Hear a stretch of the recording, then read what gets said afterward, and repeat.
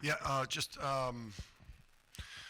is what you get when you play Marquette and you play against Shaka, and just their program. I thought it was just two really good teams that were desperate, beyond desperate, beyond urgent to get this one, and just so it's always just an honor to play against Marquette because I got so much respect for their kids and for Shaka and his staff and the way they go about their business and the fan base and what it's like when you go play there and just their whole organization is just top shelf. So it's always an honor to share the floor with them, and it's going to be a war. And then for me, just Alex. I mean, that was awesome. I mean, that kid. Is an all-time one of the best players, one of the most decorated players to ever play in this program, and the most decorated college active player in college basketball. So just great to see him hit that huge shot, and obviously that was huge.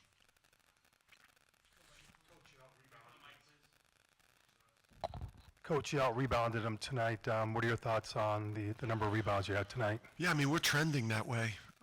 We've been trending that way. That's a positive thing for us. That the defense is obviously not exactly where we want it to be, but the keys to the game, we had to, we had to kick their butt on the glass, and we had to take care of the ball, and we had to take away the 3-point line. I think we were willing to live with some ugly, driving scores at the rim. We lost too many battles on the ball, but for the most part, we knew we had to rebound the heck out of the ball and be at least plus 10, if not more. And then we just our ball security had to be on point. Coach, around halfway through the second half, Jalen Stewart had that massive putback dunk, and it really started to energize your team. You immediately went on a 10-0 run. I mean, what was your immediate reaction to the dunk? And, I mean, how do you think it energized the team and really got them going? Yeah, I mean, it's like we're not seeing as many of those types of, highlight. I mean, those are probably pretty common, or not pretty common because that was exceptional. I mean, that was explosive. I mean, that's a kid, that's the type of talent and instincts that kid's got. And he's got an awesome future. But that was a big momentum play, just a big momentum play. And, I just took a sip of my orange piss, or whatever the fans of the other programs say I drink. Dan, can you take us through that three from Alex, sort of what you were thinking there and maybe what you said to him afterward? Well, they did, we got him a little, we ran like Alex off a Horns roll to a flex to a wide pin, and Mitchell kind of, got caught up in the flex, but then Gold made a great defensive play and kind of veer switched it. And Alex could have taken a more contest three than he ended up getting, but he was able, like you want to punish the veer switch by throwing it to the big, which he did, and then just an awesome play by Taras with the guard got back in front of him, Stevie Mitchell, and just to have the sense to throw it back to Alex, and so just those two guys, I just think, they did a great job there. But when it went in, I'm just saying to myself, like, there's not a college athlete that deserved a moment like that more than that kid with some of, just the way that the year's gone for this team. And but it's March, and Alex is starting to heat up. It's March. And Sampson with a double-double, career high, 11 rebounds. Do you think what Taras has done lately has kind of pushed him a little bit? I just think some of it's been opponents, because of they didn't have a big bruising center, so today the matchup was probably more favorable for Sampson because of his athleticism and all the switching we had to do, even though I thought Taras did a pretty good job of guarding in the switches that Marquette forces you to do, because you can't play traditional ball screen defense versus, they're 5 out, and it's just, it's challenging. But, Sampson's been in a funk, Sampson is, you know, he's a UConn guy, loves UConn so much. I think he's, you know, he knows his career's winding down. Like a lot of older players, you know, he's like, he's going to miss this place. Like his heart is in stores, and just the ultimate UConn warrior. And, you know, so I just think he had a better spirit about him today, and maybe a matchup that suited him better than it suited Taras in this one, although I thought Taras had an impact too. Coach, during that 10-0 run, the game kind of resembled almost like a football or a rugby scrum. You know, there were a lot of bodies on the floor.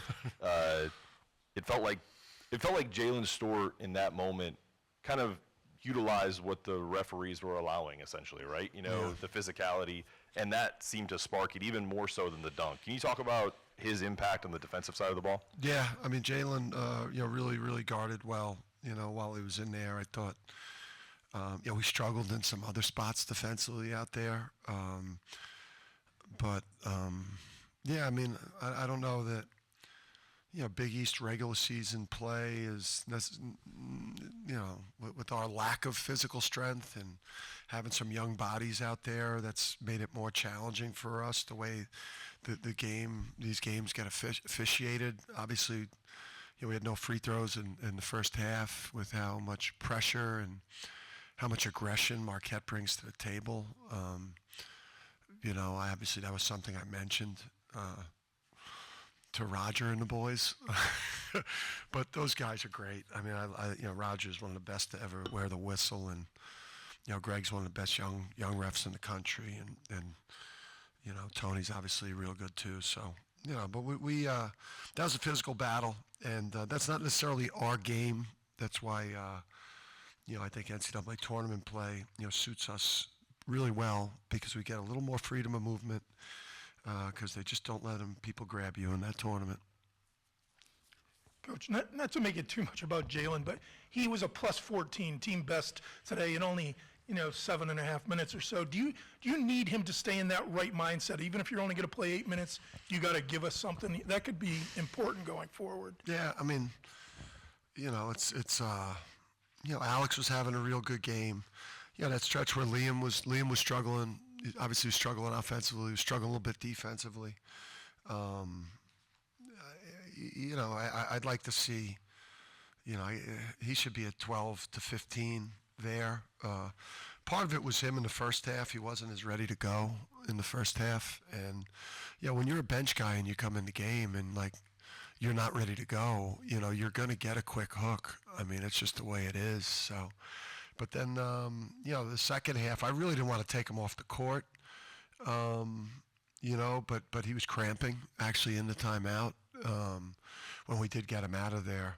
And then, you know, so that's the reason why he came out. I was ready to ride with him because he was making a big impact. Dan, in the bigger picture, this win puts you to 21 at stacked three in a row now, and improves your seeding. Is this kind of a season maker for you? Does this kind of change the complexion of maybe the way you look at the season from coming away with this one? Yeah, I mean, we've been optimistic. You know, things we're optimistic about, or, you know, we've got, you know, we were able to win this game with you know, with Solo and Liam going 7 for 28. You know, we were able to win the game versus a quality team. You know, I'm optimistic though. The way we're rebounding the ball right now, having three guys that average 14 a game, you know, that on any given night can get 20 plus. Obviously, Alex heating up in March. Haas looks healthier. You know, obviously we're just dying for some good backup point guard play behind Haas so that we could keep his minutes manageable. You know, I think just, you know, Sampson, what he did tonight with what Taras has been doing, and, you know, if we could get that quality play from center, I mean, we're optimistic. There's a lot of teams in the country that have 8, 9, 10 losses that are going to be threats to, you know, to do some good things in March. You know, and then we have this belief too, if we can take care of business on Saturday and go into New York on a roll, and, you know, when you play or coach at UConn in the month of March, if you get it rolling, you know, you think you're convinced you're supposed to win. And that we have a mental edge, I think, on a lot of people in the month of March. Dan, you've had games where there's 30 minutes of Sampson and then others where there's 30 minutes of Terrace, sometimes matchup based, like you said, sometimes foul trouble influenced. When you have one game where it ends up being more one guy than the other, do you almost have to have two kind of game plans going in because you just don't know which one's going to end up with the big minutes on a given night? Yeah, I mean, your offensive script is completely different with Sampson and Terrace. On that end of the court, significantly your offensive package of things you're trying to do changes. A lot. I think, one of Sampson's strengths is his ball screen defense. So when you play against teams that are going to attack you in the ball screen game, his ball screen defense is a lot better than Terrace's, although Terrace's has improved a lot, especially recently. But that's why I just, it's not hard to manage minutes. When a guy, Sampson was better than Terrace tonight. He was more impactful, so he played 25 minutes.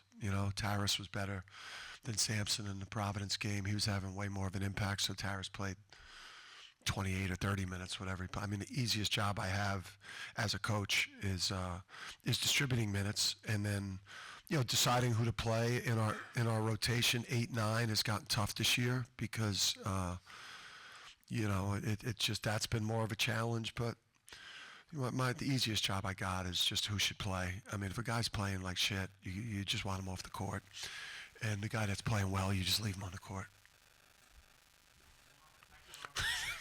End on that. Better matchup for you, this particular team, and just wondered, when you see what Terrace has done, does that boost does that pump you up a little bit and kind of to up your game a little bit as well, seeing how well he's played? Yeah, of course. As a teammate, you're always happy for your teammate, when they're doing well. Obviously he helped us, a lot, in previous games. So I'm always happy for him, I always want my teammates to do great. Alex, can you take us through that three, the dagger that you hit, obviously the play that was going on with you and Terrace there to get you open there, and what you were thinking as that shot left your hand? Yeah, the play call was, we ran that play before. It was just designed for me to get a three, and they extended it well, and I thought Terrace would be open for that layup, and as soon as I saw my man start to leave and go double, I was just yelling his name, Terrace, and he passed it to me. I just had no thought. I just shot it, so it was a big time shot. I'm, obviously happy it went in, and yeah, I mean, it was a great feeling that I had. It was a great feeling. Haas, as your time at UConn sort of winds down, what does a win like this mean to you? Yeah, this is a big time win. This is one that we really wanted. We wanted to just get some momentum going into the postseason. Winning the last two games in Gamble, we got one of them already. We just wanted to build momentum. Alex, right here.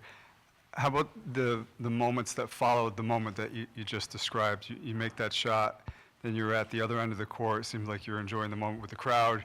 You got to enjoy it soon with your teammates as they lined up for the handshake line, and you came back through. Coach was saying that you really deserved a moment like that. Just what was going through your mind as you were able to kind of soak that in? Yeah, I was just super excited. I just embraced every moment, whether that was in the locker room with the guys or, after I made the three. And, for myself personally, I was going through a lot that month where I wasn't shooting it well and I wasn't playing at the level that I needed to. And, to have a moment like that, it was special and it was just really rewarding. And, I'm just proud of myself for that shot. But obviously the win I'm more happy about. Alex, I don't really have a question for you. I want to see if this is good for tomorrow's show. Should we use that to just derive the last second shot? That's a great, yeah, All I right. agree. We could Well, do that. good game for everybody. Sampson, great job. Alex, Coach has just talked about UConn, the expectations of UConn in March. Can you run through, you guys have been through a lot of big games in March. Does this feel like your time of year where things are starting to come together? Absolutely. I mean, we want to play our best basketball in March, and that's what UConn's done, whether that was at the last 2 years or, years before us. So it's a special time when it's March and you wear the UConn uniform, and we all realize that in our locker room. So we want to play to our fullest potential and really just leave a mark on this program and leave a mark on how well we can do as a team. Alex, you guys have used your bench so well the last few years. How important was it for Jalen to come off today? And he only played 8 minutes, but he started that 10-0 run and was a plus 14 in this game. Yeah, he was huge for us, and his impact on the game goes beyond the box score. And that putback dunk he had, probably SportsCenter top 10 tomorrow. I'd hope so. And it really gave us momentum. That really gave us that lead to get it to 61-54. So, I mean, he makes so many winning plays out there. It's right. Check the score. That timeout. They call timeout. But yeah, he's made so many plays, and yeah, he's a key piece for us. For Hassan and Samson, just as teammates and friends of Alex, what was it like for you guys to see him step up and come through in the clutch on that possession and enjoy a moment like he was able to afterwards? Yeah, I was super happy for him, but we weren't surprised. I mean, this is the captain. This is Captain America. I mean, he does great things all the time. We see it in practice every day. His approach, how his leadership, he does everything right. So, I mean, it was no surprise to me. I'm just happy we won. Yeah, I wasn't surprised either. I saw him take the shot, and I knew it was going in. Like how I said, we see him do it all the time in practice every day. He brings that energy to the team. He leads the team, and I wasn't surprised at all. So yeah, I'm happy for him.